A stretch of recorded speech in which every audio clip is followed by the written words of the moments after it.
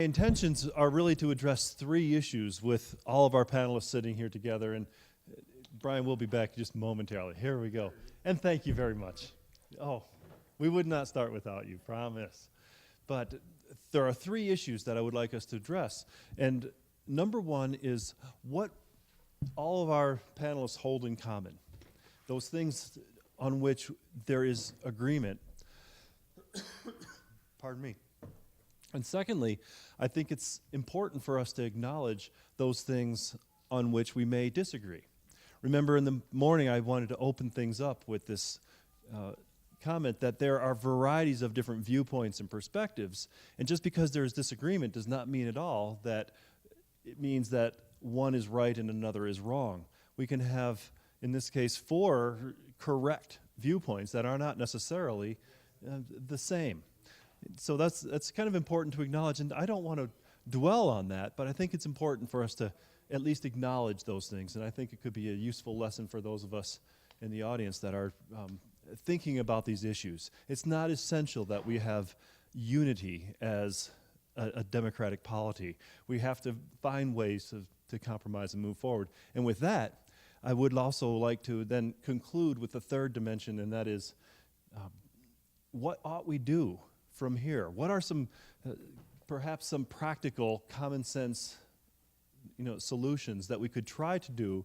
And what would we as a citizenry need to accomplish if we are going to move beyond the unfortunate circumstances of crisis in which we now find ourselves, but yet has plagued our economic system all along? Now, does that sound like a bad order of objectives? Do you think that sounds like a good order to go in terms of themes? Because this is more your panel than mine. I would like to keep it that way. We'll just change it as we go. If you want to just keep it organic, please help yourself to do so. We are going to have to stop at 5:15. We need to get our panelists fed. It's been a very long day, and they are, I'm sure, famished as well as exhausted. So we'll have to try to balance that out. But I think it would be useful, to give each of you the chance.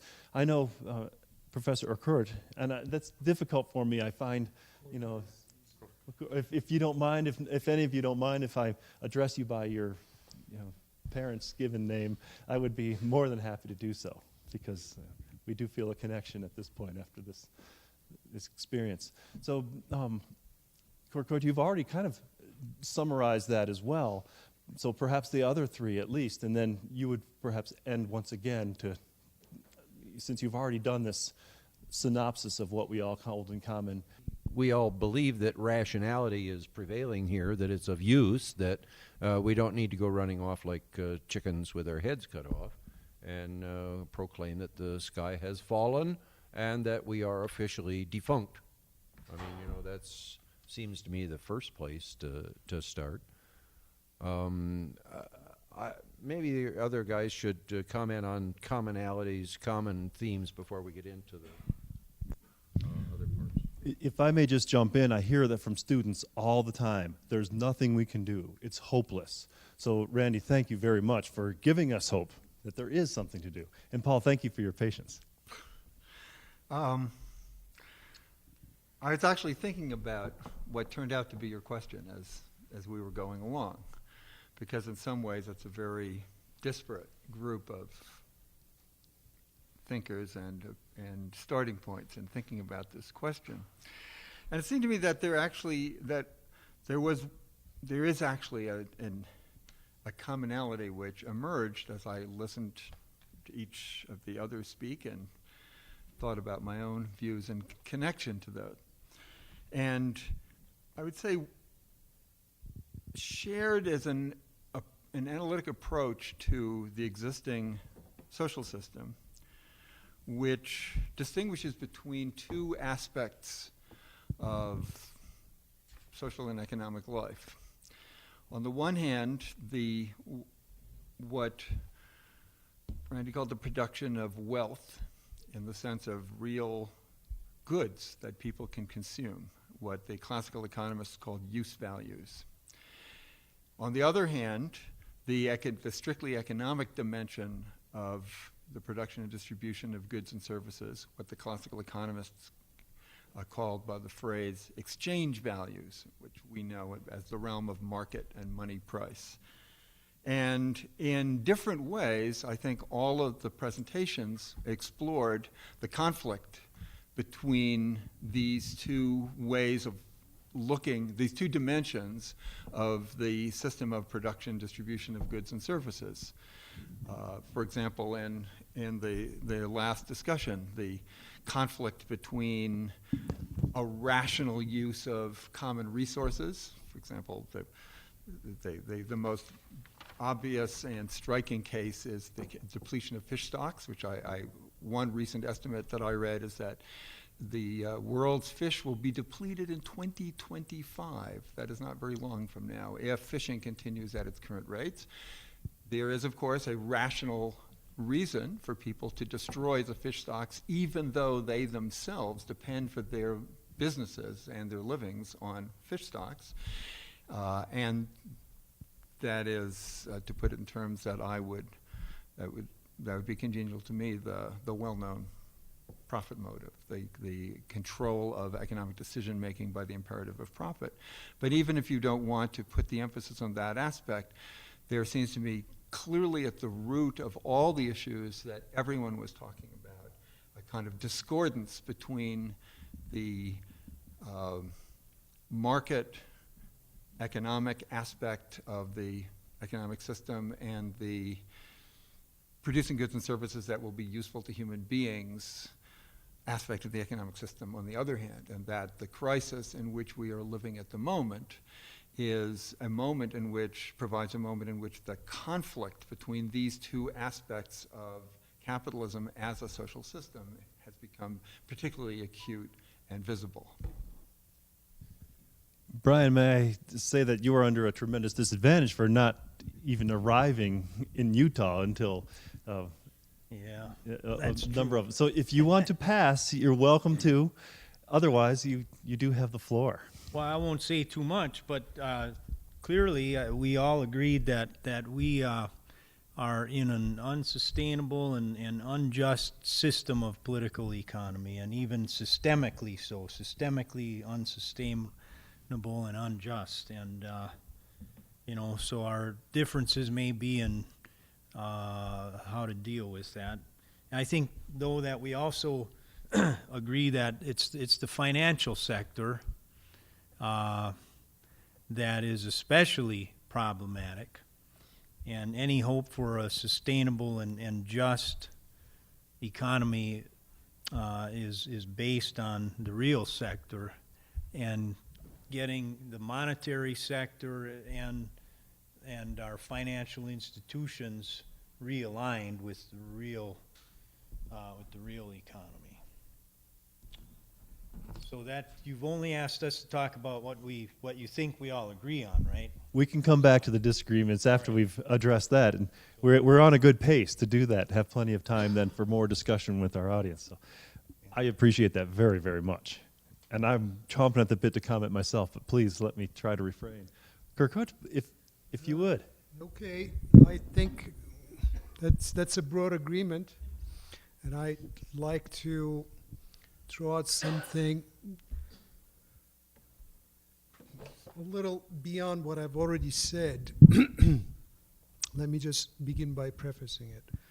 I think we agree that, putting it in my own terms, what was the strength of capitalism is its main weakness today. The great secret and strength of capitalism, especially in the 19th century, was the fact that you didn't need collective agency, right? You had a system that self-organized.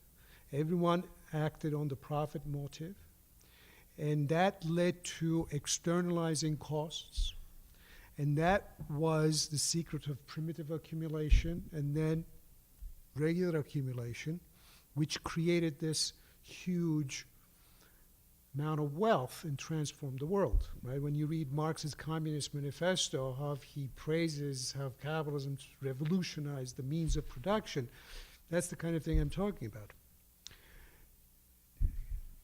The rise of the welfare state was an effort to exercise collective agency to procure the club goods that I was talking about. That was an historic effort to deal rationally with collective costs involving the human and the physical landscape. The physical landscape problems were not as pronounced back then. And that's what goes under the rubric of mixed economy. I think that historical effort is what has failed. It failed because, well, for a number of reasons, but one salient aspect of that that I'd like to highlight as an additional point is the change in the balance of power. I think the fact that the capitalists as a class became more powerful, either because of the weakening of the labor, because of the weakening of the public sphere, corporatization of the public sphere, the weakening of the nation state, whatever, makes it all the more difficult for capitalists again to be able to deal with their collective costs. In other words, it creates what we economists call commitment problem, right? The way I tried to relate this story at the most abstract level was, how do we know other people will act in their enlightened self-interest, right? So that's a commitment problem because I want to commit to acting in my enlightened self-interest, but there has to be something credible for me to think that others will do so as well.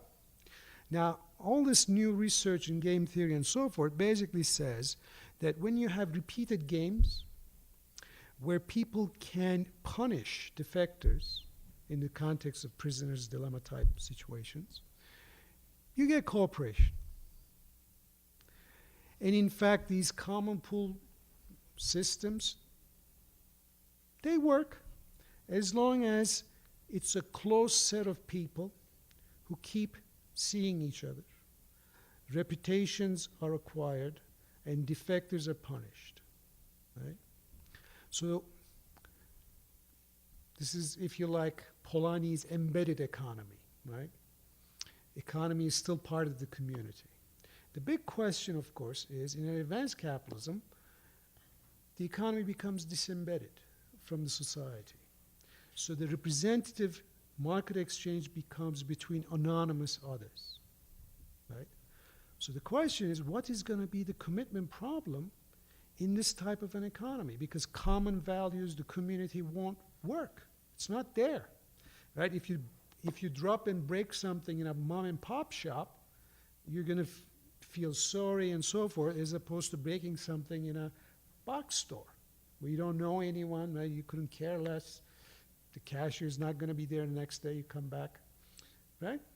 So community or commonly shared values cannot be a commitment device. You can't say the other person is going to self-restrain because this, that, and the other. You just don't know, right? So that's what makes defection, whether it's the environment taking excessive risks in the financial system, systemic. And I think that's related to the strength of capitalists, because if there is something that checks opportunistic behavior on the part of the powerful, that works to their long-term advantage. If you think that you can get away with murder, right, then you think twice whether it makes sense for you to self-restrain. Because if you think that the labor, I'm just using that as the salient example, is too weak to retaliate, right? And that's commonly understood, it becomes rational to overexploit, because if you don't, the other guy will, right? So I think during the golden age, during the welfare state era, What worked as a commitment device was the balance of power between capital and labor. I think the unraveling of the labor movement led to what I like to call the commitment problem of the powerful. I think the capitalists became too powerful for their own good. Let me leave it at that. Well, thank you very much. How cool. Shall we go in the same order? And we want to think in terms of not be critical, but constructive criticism does not hurt. We want to move forward as a group and as a society. So, what are some things, if there are any actually, between each of the other presenters that you think we ought to be aware of, that we should take account of, perhaps question from your own viewpoint? Which, by the way, all of these people have radically different viewpoints in many ways, but also I selected them because they also intertwine in other ways. So it goes without saying, if I may say so, that there is much commonality. But at the same time, Randy, could you lead off? What are some things that you think we ought to acknowledge about some of the other presentations that may not be in line with the viewpoint that you hold as desirable? Well, we were discussing it a little bit in the back of the room. The one point I think that has, at norm, I guess, I can't say that we have handled it in an analytical way any better than anyone else, if anyone else, perhaps much poorer, not at all, I don't know. But I was thinking of the piece I read from Lincoln's annual message to Congress about labor deserving much the higher consideration in the structure of government, and when he pointed out that the error is in assuming that the entire labor of community, as he called it, exists within the relationship between capital and labor. In other words, community is larger than an economic analysis of the relationship between labor and capital. Community is much bigger than that.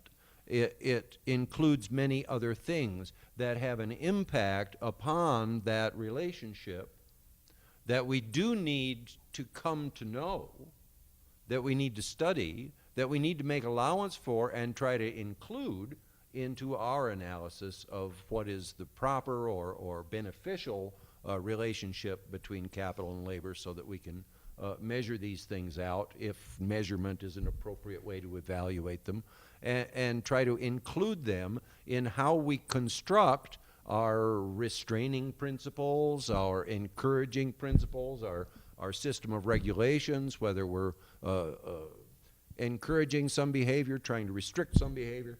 Are we going to tell the banks, for example, no, we're not going to call you too big to fail anymore.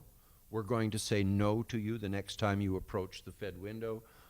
Is the Fed itself going to say, we have for years favored capital to the detriment of labor, and we're glad we did because look where we got to.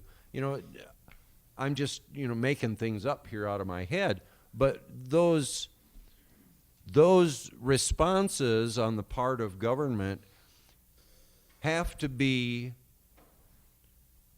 evaluated by an electorate, a public that wants better government. If we don't want better government, then let's all go out to dinner. Ready to go? That's why I'm here. I want to have a discussion that talks about the good for people in solid terms. It's something we can measure, something we can get to, something we can say, okay, we didn't do this, we need to do that. So that's, I'll shut up. Thank you very much, Randy. Well, I want to take this opportunity to address two questions that came up where I find myself in somewhat of a disagreement. And here I'm just going to confess that I'm the bad boy. I don't like consensus very much. I like disagreement. And the reason is that I find that by pushing on it's not because I think I'm always right. I actually often turn out to be wrong. But I find out where I'm wrong by pushing and then seeing where it doesn't work. So I wanted to take advantage of this to raise two issues. One is I would disagree. I would say from my point of view, the issue is not something called the financial sector, which has gone astray, as opposed to something called the real economy. The financial sector is part of the real economy. We live in a money and credit-based economy, and finance has been an essential part of it since the 16th century. The issue is, why is it, how do we account for the rise of finance as a sector of the economy over the last 30 or 40 years, on the one hand, and how do we account for the specific problems into which the financiers ventured in the last 20 years. And for me, once again, the essential problem remains what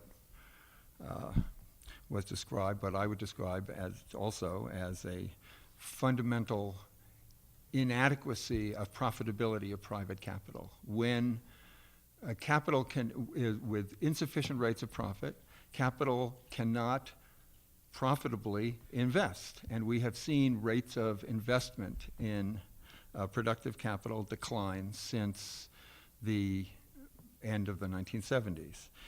But that doesn't mean that people don't have a lot of money. They're still making money. They just can't, you just can't build another automobile factory, especially since an automobile factory now costs several tens of billions of dollars and not $250 million anymore. So what do you do with your money? Basically, you gamble with it. In my book, I say that just as the surest way for a working class person to get rich is to buy a lottery ticket, so in periods of low industrial profitability, the way to make money, if you happen to have a few extra $1 billion, is to gamble with it, which is what people do. They gamble on stock exchanges, they gamble in the bond market, they gamble on derivatives. The stock exchange, I think, is not a major area for gambling. That's mostly a place where the suckers are relieved of their money by the big brokerage houses. So I think that the stock exchange is mostly a mechanism for transferring money from lower middle class people into the pockets of the banks. But certainly if you look at the higher levels of gambling, derivatives and credit swaps and all of that kind of stuff, fancy speculative securities, the rise of speculation at speculative finance is an extremely central phenomenon, not just in this period. You had something similar before the last Great Depression in the 1920s, where you had a similar decline in investment and a movement of money into speculative channels. And you had the same thing actually in the last quarter of the 19th century. You had the same thing in 1853 in the United States. We had huge amounts of speculation. You had a land bubble and stock bubbles and bank playing around with bank stocks and so forth. So it's very typical that as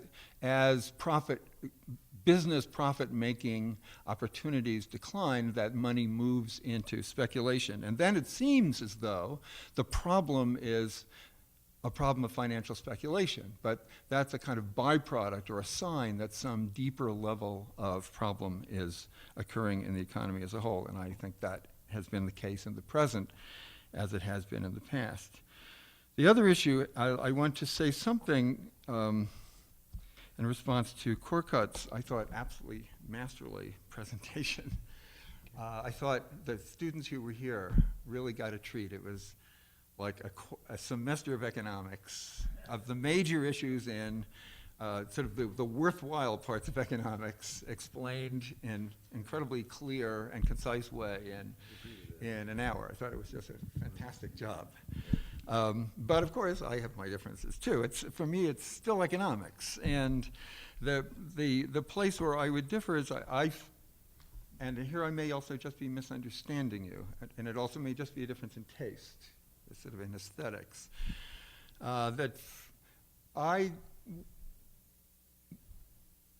wouldn't understand the issue so much in terms of questions of rational decision-making as in terms of social structures and forces, and in particular what I called before the profit imperative, which determine the structures of rationality and decision-making. For example, let's take the question of the relative strengths of labor and capital. Actually, I think labor sort of had lost its power by the end of the 1940s, and the decline in labor union membership began already by the late 50s. There was sort of you had this huge strike wave in 1946 after the war, which did not accomplish very much. And then you had moves to begin to block labor organizing, and the exercise of labor rights began very soon after the war. And there has been a steady decline, actually, throughout the Golden Age and after it. So I would say and in Europe, the labor unions were essentially completely dead after the Second World War. Similarly in Japan, they were fully cooperative with capital so even the Communist Union in France said, we must have lower wages now because the need to rebuild the French economy is like a new resistance against fascism. So you had a worldwide cooperation of labor in the sense of official labor organizations and business.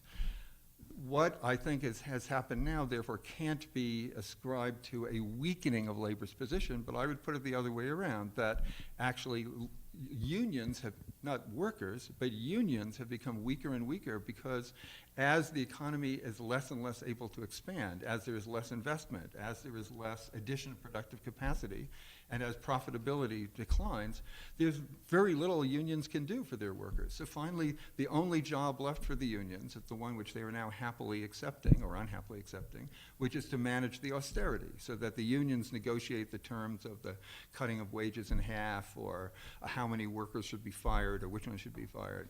And this is so it seems to me that if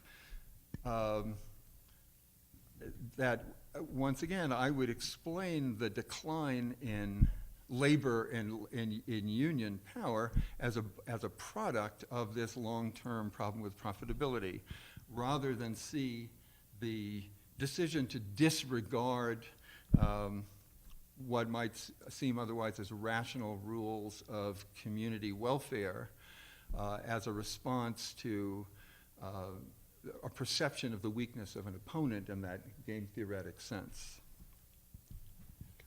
Thank you, Paul. And would you like to defer? Sounds like there'd be a better segue to you right at the moment.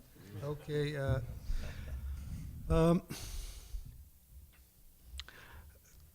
Just the easy part. Some of the new developments in mainstream economics is very interesting. Game theoretic stuff is very useful for us economists who kind of didn't fit that well, or who like to talk about social structure, class, this, that, and the power and whatnot. The trouble was, in the past, there was this really silly analysis of rationality. You knew everything. So the isolated individual, under the assumptions of full information, what was the rational thing to do? When I was an undergrad, I was a little baffled, and I just stayed away from microeconomics. I thought it was the silliest thing. I mean, who cares? I mean, if you know what your opponent is going to do, what kind of intellectual question is that? Now, over the years, mainstream macroeconomics became more and more sterile. And all the interesting stuff started happening in microeconomics. So that goes under the rubric post-Walrasian economics. And it created this terminology to talk about the insights of people like Veblen, Polanyi, Marx, and so forth. So I find it very useful, because rather than discussing the past, I mean, a word like socialism means so many different things to so many other people. You have to discuss Soviet Union until you're blue in the face. You have to start with the labor movement in the 19th century. By the time you come to, the 1940s, everyone's hungry, and you never get to, you can't be forward-looking. So I like these new developments in economics, which enable me, at least, to what I think is the heart of the matter, without getting caught up in our different views about interpreting what the structural conditions were and such. Now, on the issues of profitability. Now, first of all, it doesn't have to be one or the other, real versus financial. But with respect to profitability, when there are a lot of colleagues who've done a lot empirical work on the profit rate and profitability and so forth. Some of our students have been writing dissertations. You have to be able to pinpoint exactly what is it. Now, in the post-war era, profit rate has been falling steadily. But since the mid-70s, or definitely 80s, it hasn't. It rose. Well, that Now- depends whose contested data you deal with. Okay, but when you look, that's why the composition that I propose makes sense to me. When you look at profit share, now clearly that has, profit margins have risen. Profit share has risen. Again, there are a lot of technical issues, but there's no question that the wage share, when you exclude really excessively paid salaried income, has fallen. Now, the real difficult part is the productivity of capital stuff.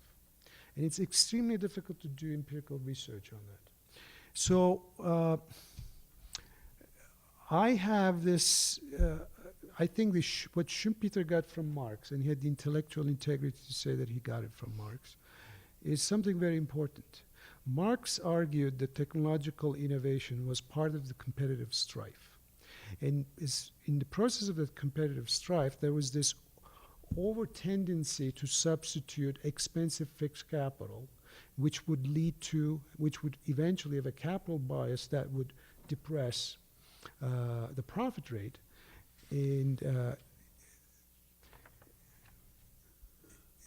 that would eventually cause serious problems. Now, that argument was very difficult to pin down. And many Marxists have abandoned it. And I agree with you that they probably shouldn't have. That's something that needs to be studied. But one proviso, a notion of a secular falling rate of profit, at least the point that I've come to, just doesn't make sense. Now, if you think of it in terms of long cycles, in a sort of a neo-Schumpeterian way, I think there's a very interesting research agenda there. And it comes to, if you want to talk to people who are not schooled in that Marxian terminology, it's a question of productivity of capital. And for instance, neo-Schumpeterians make a distinction between primary innovations and improvement innovations. So one way of understanding the crisis of the 70s is really as the crisis of mass production. So improvement innovations are the kinds of innovations Marx was talking about, and that's where you get the capital bias. The kind of rejuvenation effect that you talk about is also very important. And when the profit rate gets depressed because of excessive capital bias, it leads to primary innovations, and that's what the digital revolution was about. Now, what that does is exactly the opposite of what Marx talks about. That leads to a huge nonlinear increase in capital productivity because it causes a huge devaluation of old capital. So the 1980s merger and takeover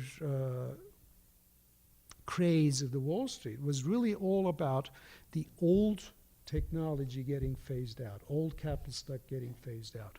Now that's the part that Marx didn't, in my humble view, get to. But these primary innovations create this long-term wave, and over time there are really important systemic reasons why they get bunched. They define a technological trajectory, and over time we go back to Marx's capital bias and diminishing productivity of capital.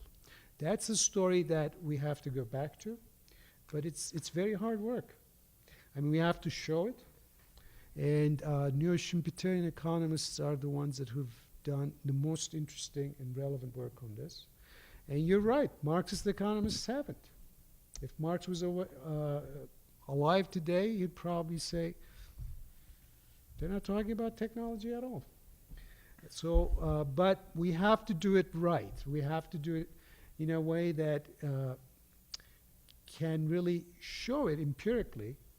And that means that we have to solve all kinds of methodological problems because it's a very difficult type of research to do. I don't know if that just makes it more difficult. It opens many cans filled with many words. Brian, have you got some contributions at this point? Well, possibly. So we're supposed to find points of disagreement if there are, and I guess I would. You don't have to. Yeah, well, I would, along those lines, call my mini contribution here different emphases and potential disagreement. If I would have some critique to make of my colleagues as a group, I would say it's focusing in on too much and emphasizing kind of the same old issues that, classical economists and before them, classical and Marxists and Georgists and, all kinds of others have debated while the cows have come home, or the chickens came home to roost, maybe is a better way to put it. Discussions about the nature of Homo economicus and the market ability, if you will, of different types of goods and services, and relations between capital and labor. And I think that we're at a different point in history now, where the primary issue that's got to be dealt with, and that's been grossly overlooked, is limits to economic growth. Regardless of what system of political economy is... Oh, I'm sorry. Oh, okay. Should I start over? That is better. Okay. Yeah, so I wish there was more emphasis on the scale issue. Remember, I mentioned in my talk that in ecological economics, we identify three major themes of our work, or three major issues. One is the scale issue. And the goal pertaining to the scale issue is sustainability, sustainable scale. The next issue that we deal with is the distribution of wealth. And so the goal there is an equitable and fair, a just distribution of wealth. And without identifying the scale issue as the primary issue, then the way that economists traditionally have dealt with the equity issue or the fairness issue is simply to say, a rising tide lifts all boats. Remember that? You still hear it all the time. And that's leading us into an ever tighter corner in our global environment, and an ever shorter and meaner future for our kids and grandkids. So once you recognize limits to growth and the fundamental conflict between economic growth and environmental protection and the economic prospects of posterity and national security and international stability, then you get rid of that simplistic metaphor of a rising tide lifting all boats. You realize there's a limited amount of water out there to rise, and there's a limited amount of boat building material, and you have to deal then somehow with issues of fairness, not leaving that to market, whether it's incorrected or somehow supposedly corrected for externalities. The third issue that we recognize in ecological economics is, however, the allocation of resources. And the goal there is efficiency, both allocative efficiency so that the factors of production are allocated in a way that human welfare is maximized, and also productive or technical efficiency so that waste is minimized, and what is maximized is the output per unit input. But what sets apart, I think, the emphasis that I've tried to bring to the symposium, and that I'm a little disappointed in, frankly, otherwise, is that recognition that you can strive for increasing efficiency all you want. That doesn't deal ultimately with the scale issue. That's a separate issue. And the classic in historical economics, the classic recognition of that was by Jevons, who in his tract, 1868, his tract called The Coal Question, he described how even though the British were becoming ever more efficient in the extraction and use of coal, nevertheless, more and more coal was being extracted and combusted every year. And this failure of increasing efficiency to put a cap on increasing throughput came to be known in some circles as Jevons Paradox. But really, it's not paradoxical at all. That was my point when I talked about the relationships among economic growth, technological progress, and economies of scale. You know, you can't escape that fundamental liquidation of your natural capital that comes along with economic growth through technological progress. And so my disagreement has to do with a lack of fast enough shifting of emphasis to the biggest, I think, problem in the 21st century that people face. Well, I do thank you. And having you here makes that issue on the table, so I'm really glad you did make it. Now, I had these three issues on my agenda. Number one, where do we agree? Number two, where do we disagree? But then this third is where I want to move now, is where do we go from here? And if we could just perhaps for the next 20 minutes, if we could limit it to that, I would prefer to pass it over to the audience. And I want you to have the opportunity, those of you that persevered and stuck it out and are actually here, we want to acknowledge that and make sure you have the opportunity. And if not, I will certainly, I've got all kinds of questions myself. So keep that in the back of your mind, though. Where do we go from here? If your question's not directly related to that, but indirectly, that's fine. Even if it's not, and you've been waiting all day to ask another question, that's also acceptable. But if you keep that ambition in mind to steer the conversation in that direction, that would be wonderful. David, can you hang on for a second? Did you pull your hand back down?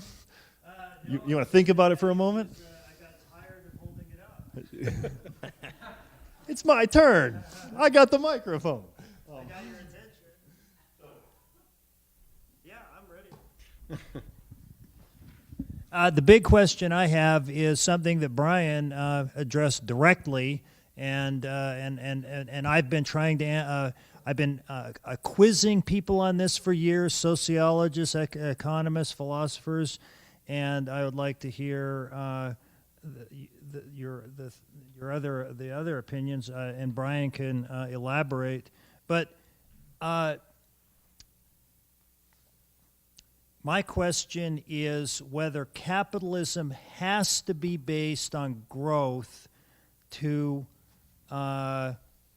exist, or whether a steady state or a stationary state, as John Stuart Mill puts it, economics is possible. And the reason that I believe this is such an important question is that the free markets and capitalism seems so efficient and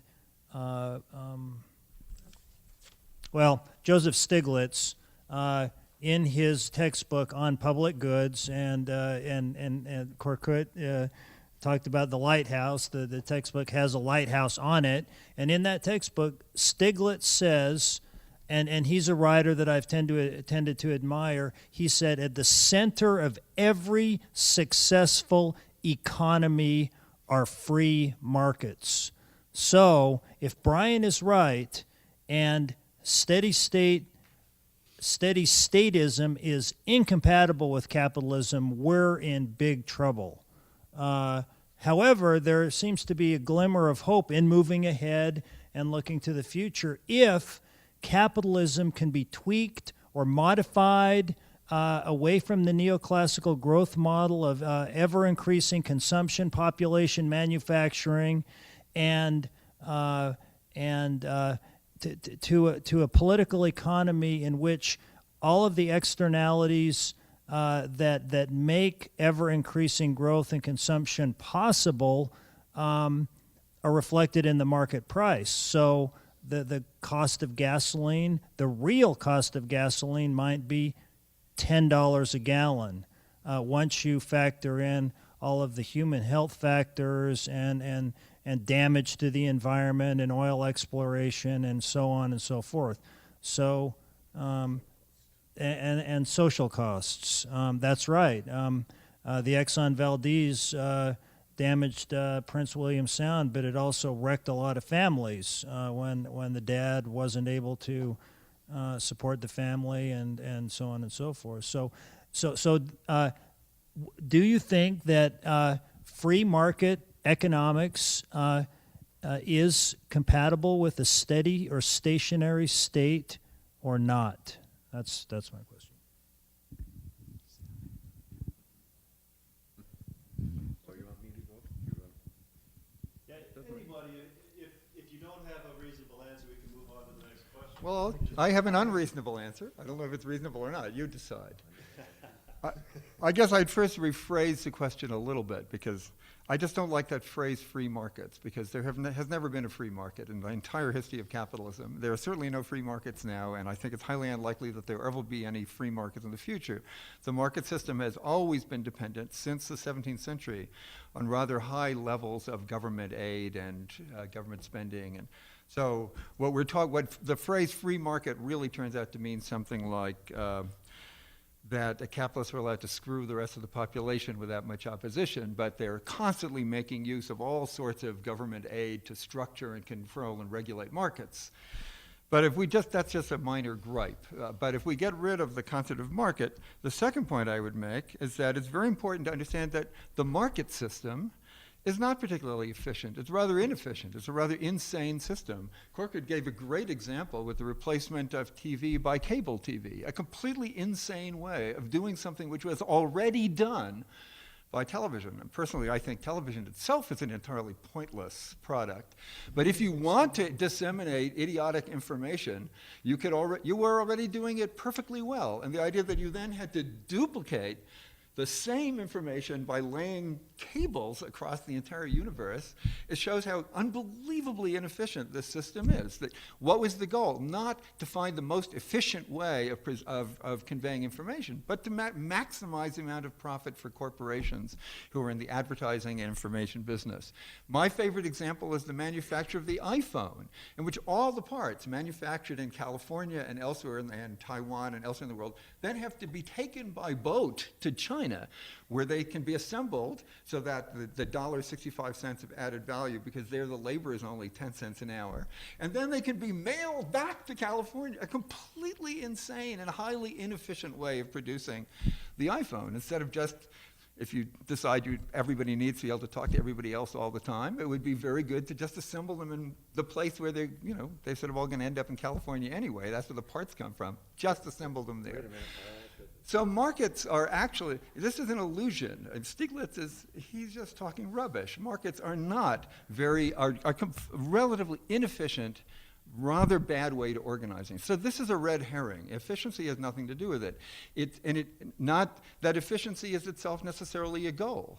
Adam Smith pointed out that you can probably raise the output per worker if you subdivide a task and organize it. And part of his rationale was, as he says, that the workman who doesn't have subdivided work saunters a little as he goes from one job to another. Might even take a little break once in a while. What a waste of time that is.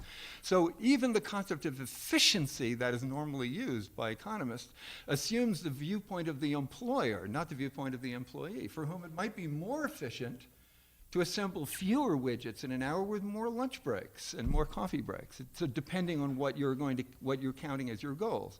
So what this really comes back to is, once again, I hate to be the one-note person, but that's what I am. So I'll be one-note and proud that the imperative here is profit. And once we narrow down the issue to that issue, that question, I think I have to say yes. What drives capitalism is not something abstract called growth. Capitalism is regulated by the need of capitalist firms to accumulate capital. They do that as much as possible, and they do it, as Korkut admirably explained, in competition with each other. This is a private property competitive system, which is therefore not able to think in terms even of the organization of a single industry, except for very brief moments, right? And certainly not on the global level. So I think that the issue that was raised by Mr. Czech is absolutely essential. It's the issue of the 21st century. The human race, if it doesn't survive, will be because we do not create some version of what he calls a steady state economy. I think this is absolutely crucial, but capitalism cannot do this. This is a system that's been around now for 300 years. We know pretty well what its dynamics are. It is not a self-regulating rational system. It is not interested in efficiency. It is not interested in human welfare. It is not interested in transforming resources into consumer goods. It is driven entirely by the possibility of making profit. If that means that it has to have a world war and kill 60 million people, it will do that.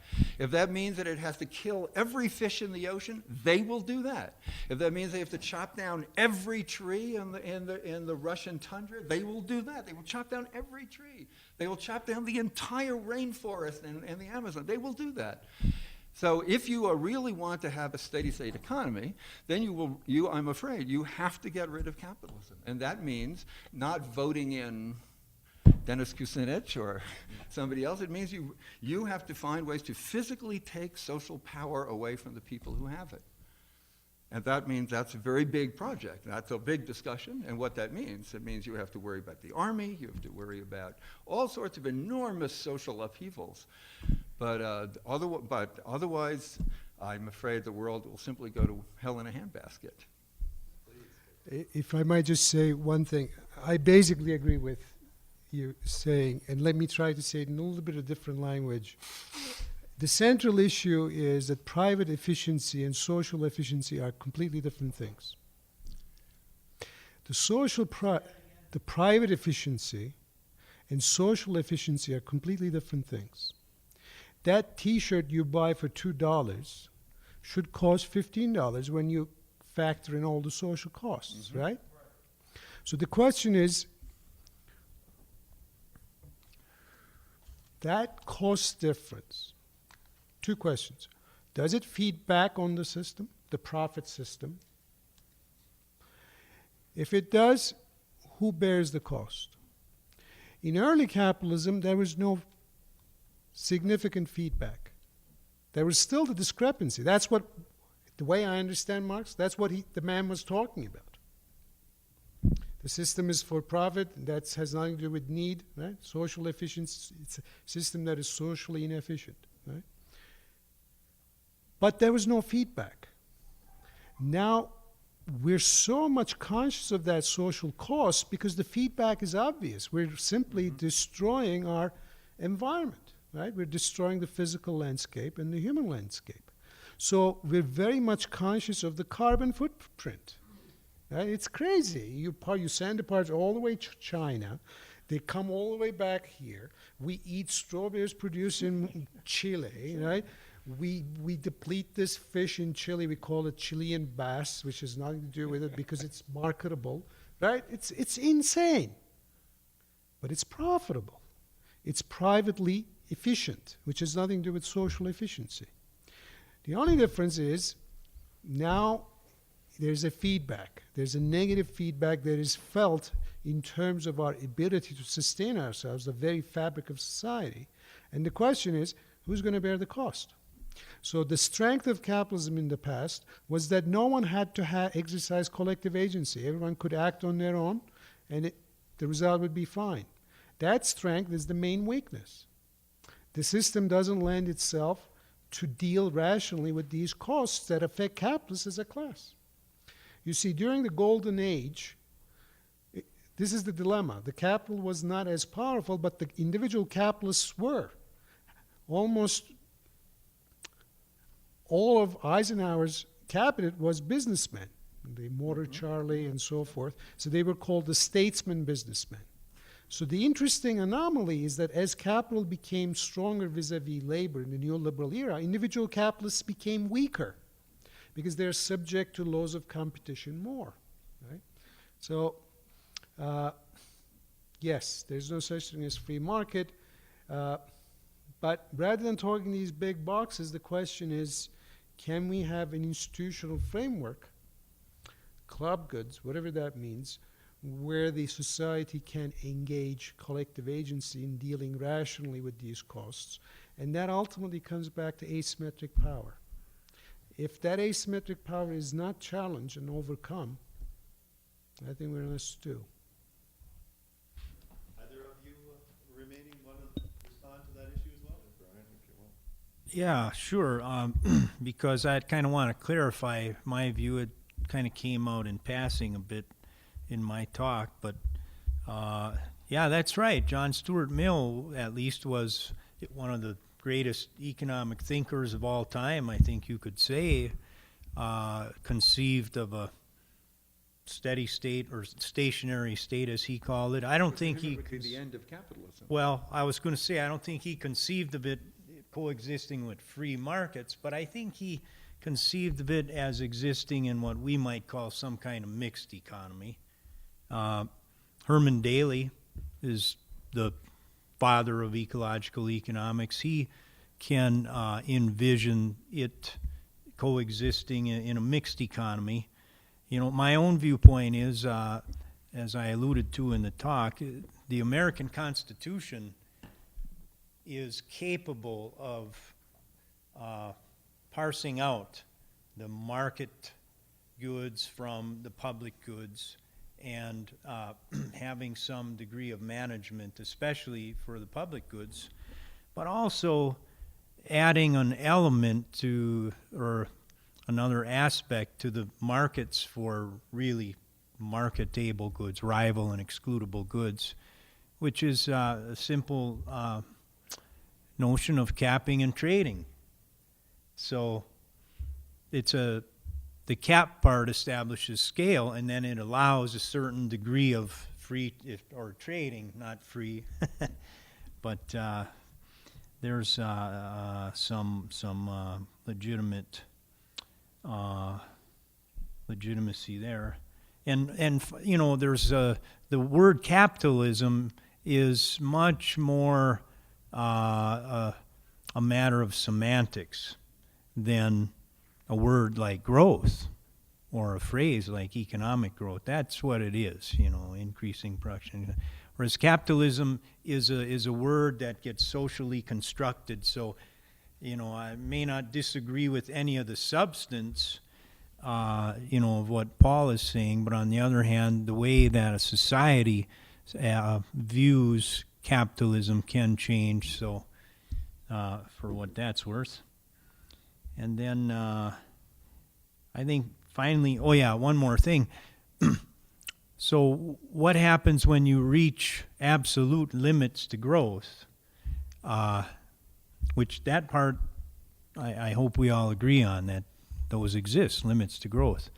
And when that happens, does somebody come along and roll up all the sidewalks and, tear down all the plant and expropriate the capital? And I don't think so. I mean, I think then what you have is a system where capitalists are struggling to accumulate and struggling to profit, and then there are winners and losers, and some actually do manage to accumulate a little and profit some, while others don't and decline, and that can all exist in a steady state. So there's another way of looking at that. But I guess the final thing I'd like to say is that the important thing is the macroeconomic goal.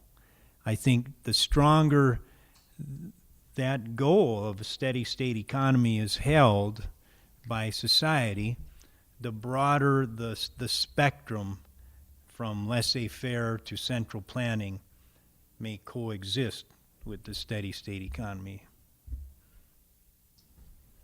Randy, have you got anything to add? You don't have to. No, I know I don't have to. No, my observation, though, on as far as limits to growth go, I would hope that the first limit to growth that we can discover is the one concerning the public debt. That seems, I don't want to be glib or lighthearted about it, because it is a claim against all of us. Now, we're either going to have to repudiate that, or we're going to have to find some way to discharge it, one or the other, because that's what we're facing here. So that limit is very real and needs to be considered. In fact, the way I see it is that is precisely the limit to growth. How we conceive of that process. How big does the public and public plus private debt get before we say, is that real? How can that be real? So it is the limit. It's how we conceive of it and what we allow it to become to us as far as the one ingredient in what we do for reassessing where the power sits. Should the folks who own the debt hold power over us and make our decisions go in a certain direction? You all talked about the problem of measuring wealth, and all of you at least touched on the idea that it can be measured in labor. Adam Smith in The Wealth of Nations actually made an argument that currency should be pinned to labor instead of his criticism towards a gold or silver standard. And he even went through the process of how you would find out what we would call nowadays unskilled labor is worth, assuming that unskilled labor should be liberally rewarded. What are the plausibilities of basing our currency on labor, and assuming that it would be possible, what would be the social and economic implications? The question I have is simple, but it seems to be pertinent the way I'm thinking these days is what role should corporations play in our economy? And if they do have a role, what rights should they have? Because the history of corporations has changed dramatically since its beginning. And it seems to dominate our society today. And these little mom and pops don't have a shot. Depends on what it is that they were valuing. And it's not just a function of how likely it is that they'll succeed. So I'm wondering why we couldn't have a theory of economics that has this collective agency notion, where rationality is not defined in terms of enlightened self-interest, but perhaps some other model. Yes, I mean, we know for a fact that as humans, we behave altruistically. Now, we figured out strategic altruism. That's easy. You can be selfish, but then it might be in your interest to be altruistic. That's strategic altruism. The difficult part that the economists cannot, or the game theory literature in general, deal with and is true altruism. Now, there's no question that it exists, but it's very difficult to understand it systematically. I mean, it's a problem for social sciences too, where it has to be an interdisciplinary effort, and it has to remain a research agenda. And in fact, if we as humanity have a future, it'll be on account of people doing things, not expecting a selfish return and being altruistic, not in a strategic way, you can argue. But it's a fleeing reality that it's difficult to pin down. The same person who endangers his life to help someone in distress might act in the most selfish way when he comes back to work the next day. So it's not easy to get the bottom off, but there's something there. And in fact, we're malleable beings. And I think the type of society we live in reinforces certain types of traits. But that doesn't mean our ability to think of the others, to have moral imagination,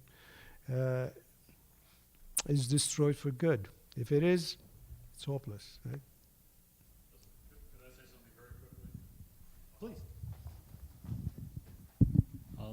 This is probably controversial, but I find it ironic that Adam Smith and the theory of moral sentiments may provide us some clues as to how this would be possible, and that is his notion of sympathy combined with moral imagination, which can't be reduced to even rational self-interest. But that's another long story, so thank you.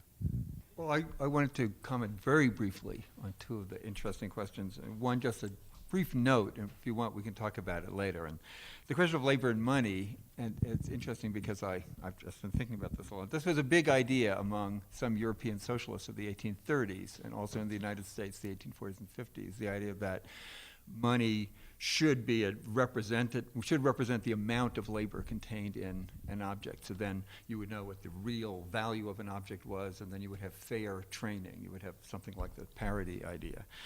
And that seems to me to be actually a misunderstanding of what money is and how it works, and that money is a representation of social labor, but it's a representation of social labor as performed in a system based on profitable sales by businesses. And that introduces, so to speak, a gap, an immeasurable gap, and in one which it is impossible to overcome between the representation and the thing. And it's part of what makes it very difficult to use a monetary system to organize, to organize, except in a very crude way, the organization of the labor process. That's a too simplistic and short answer, but we only have a few minutes. The role of corporations. When capitalism began, capitalist businesses were a minority aspect of social life. So in Europe, and even in England or in Holland, played a larger role. But in Europe as a whole, most of society was still dominated by aristocratic land-holding families. It was only very gradually that the business form, which actually rather early began to develop, you made use of the corporate form, became the dominant structure in organizing social life. That really doesn't happen till the end of the 19th century, and on the global scale, it's still going on. That, even what a corporation is in China is a rather iffy and complicated question. It's not so straightforward if you start investigating the differences between state. Pardon me? Well, according to American law, they're individuals. But what a corporation is basically a sum of capital owned by many different people, which functions as a unit. So we treat sums of money as though they were individuals, and the individuals we allow individuals to represent those sums of money. So the officer, the chief officer of a corporation, has to act not in his or her interest, but in the interest of the money. It's even legally defined in terms of fiduciary responsibilities, that you have to make decisions as though you were the money, right, trying to grow. So that so you could say a corporation is a sum of money which is attempting to become larger. Now, under current conditions, the role of the corporation is the dominant social actor in modern society. Because it is the dominant social actor, the other social actors, like the government, have to work for it, just like everybody else has to work for it. I have to work for a corporation. You will probably have to work for a corporation. Either you are a corporation or you have to work for one. Those are the main possibilities that are open. And that's true also for politicians. So what you could say what has happened is that there was a period, say if you look at the earlier period of American or European history, when there were more social forces who were still competing for power. So you still had landowners, or in France or in Germany you might have had some peasants, you had business people, you had bankers, you had industrial capitalists, you had people, varied interests. Now the system is rather more consolidated, the units are much larger, they're more integrated with each other, so there's less, you might still have disagreements about, whether agriculture receive more of the subsidies from the government or the financial sector should receive more of the subsidies. So now there's struggles for government largesse between different groups.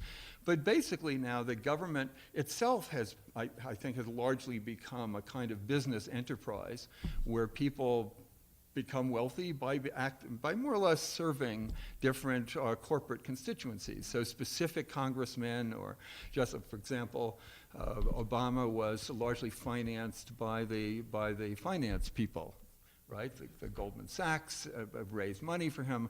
So the people are attached to, and that followed the line of the Clinton, who was very closely attached to financial capital, and less interested in, say, Midwestern manufacturing. He was not so interested in helping the automobile people.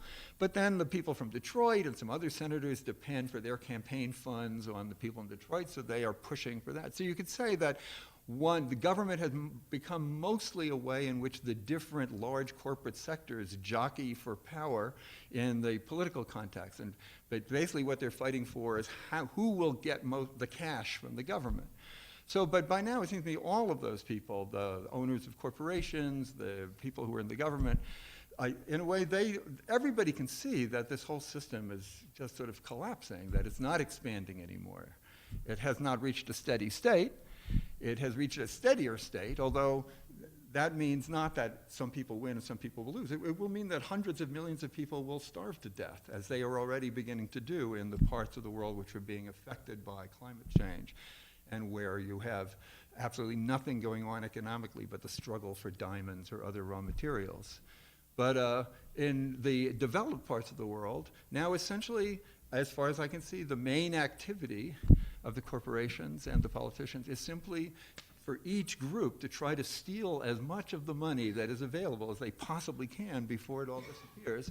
And in the back of their minds, because they believe in the economy, they all have the sort of feeling, well, soon we will return to the path of growth, but in the meantime, let's just take the money, because they literally have no idea what to do.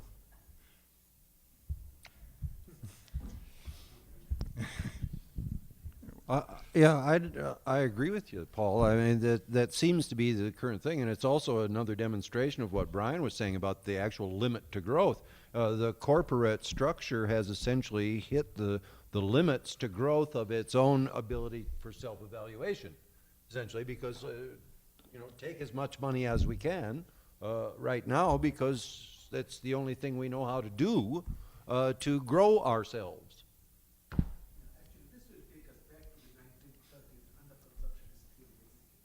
Mm-hmm.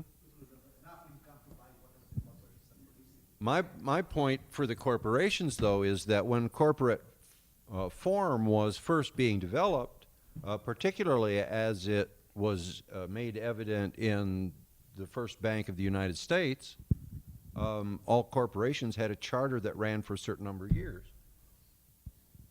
Mm-hmm. Then it had to be renewed. Being granted by the government, the primary requirement was for the corporation to operate in the public interest. And by not making sure that charters are reviewed from time to time and that they exist in perpetuity is a violation of a limit to growth. So human beings are born and die. and your ability to accumulate capital during that lifetime is, by definition, limited, and should be, in my view, my humble opinion. That seems unfair. I know, well, and I don't think it applies in John D. Rockefeller's case. You know, I mean, the capital that was accumulated there is now in perpetuity.